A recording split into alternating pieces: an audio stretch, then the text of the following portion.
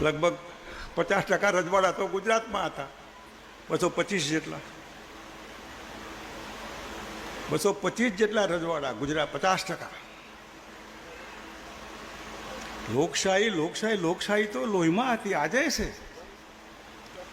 રજવાડા હતા, લોકશાહી તો તે લોકશાહી કૃષ્ણકુમારસિંહજીએ પહેલી પહેલ કરી. સરદાર સાહેબ, સરદાર વલ્લભભાઈ એ આખા જે શરૂઆતમાં જો ભાવનગરે પહેલ ન કરી હોત તો પહેલ કરી એનો અર્થ કે લોકશાહીમાં અમે અમારું રજવાડું સમર્પિત કરીએ છીએ. આ મ્યુઝિયમ જે છે ને બધું, ત્યાં સરદાર સાહેબની પ્રતિમા મૂકી છે ઊંચા ઊંચી. તો હું કહું છું કે રજવાડા ના હોત તો સરદાર સાહેબનું આટલું બધું મહાન નામ ન હોત. આપણા બધા રજવાડાઓએ ત્યાગ ન કર્યો હોત તો સરદાર વલ્લભભાઈ લોખંડી ન હોત. ખાલી નિઝામ અને જુનાગઢ પૂરતા ન હોત. જુનાગઢની લોકશાહી મોડી આવી, જુનાગઢની આઝાદી મોડી આવી આરજી હુકુમતમાં. પણ એ સરદાર સાહેબની પ્રતિમાની આજુબાજુમાં જે રજવાડાઓએ આ દેશને અર્પણ કર્યું પોતાનું સમગ્ર જે કંઈ હતું એ બધું, એમની 10-12 ફૂટની પ્રતિમા, એમને સહી કરેલું કે હું આ તારીખે મારું રજવાડું અર્પણ કરું છું આ દેશને, એનો ફોટો એના સરદાર સાહેબની પ્રતિમામાં 542 રજવાડાના ઊભા કરી શકાય એટલી જગ્યા છે. આ મ્યુઝિયમ તરવાર અને ભાલાની ને એની તમંચા અને રિવોલ્વરનું એના તો જાઓ મ્યુઝિયમમાં હૈદરાબાદમાં નિઝામનું જોવા માટે, મ્યુઝિયમમાં જોવા હોય તો એવા મ્યુઝિયમ નહીં જોઈએ.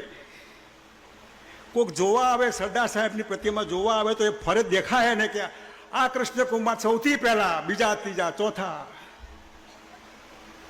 પ્રતિમા એમની, ફોટો હોય એમનો, લખાણ હોય નીચે. આવા મ્યુઝિયમ જોઈએ. પણ જ્યાં સમાજનું થિંકિંગ બંધ થઈ ગયું છે, થિંકિંગ, સૌથી પહેલા ક્ષત્રિય સમાજને આગવો વિચાર કરવાની પાબંદી, નોટબંધી, જાતે વિચાર નહીં કરવાનો. એ બધો વિચાર ન કરવાના હોય, બહેનો બી સ્વતંત્ર વિચાર ન કરવાના હોય, એ કહે બરાબર ના.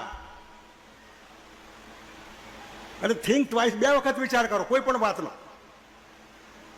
ઉપર ખોલવું જ નથી આપણે, કરશે જ તો વિચાર કરવો હોય. મોટા ભાગના, માફ કરજો મને, કોઈ આગેવાનો મારે કહેતા મને બહુ શરમ આવે છે, પણ કરોડરજ્જુ વગરનો આગેવાન કોઈ પણ સમાજનો હોય, કોઈ પણ આપણો ભાઈ હોય, હગો હોય, તો પણ માફ કરજો, એને બાજુ મૂકી રાખજો. સાષ્ટાંગ દંડવત કરવા વાળા નહીં જોઈએ. આવો તમે તમારા સ્વાર્થ માટે સમાજને અન્યાય નહીં કરો. પક્ષો તો આવવાના ને જવાના, પક્ષોને શું છે. પણ જે હાલત છે આજે, એ હાલત અહીં અપડાઉનમાં ટોપ પર નીચે આવ્યું.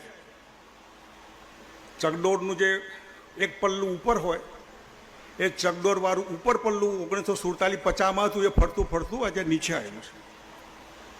ઉપર ક્યારે જશે, કેવી રીતે જશે, કોણ ધક્કો મારશે, નક્કી નથી. આજની નવી પેઢીને આ બહુ દુનિયા નથી ખબર. એને એ ક્યાં, એને ખબર નથી. એ છે એમાં એને નુકસાન છે. ની જાતને કે હું આમ છું એટલે એનાથી નુકસાન છે, એને ફાયદો નથી. એટલે મહેરબાની કરીને વિચારવાની ખોપડી ખોલો, ખૂબ વિચારો, ખૂબ વાંચો. અને એ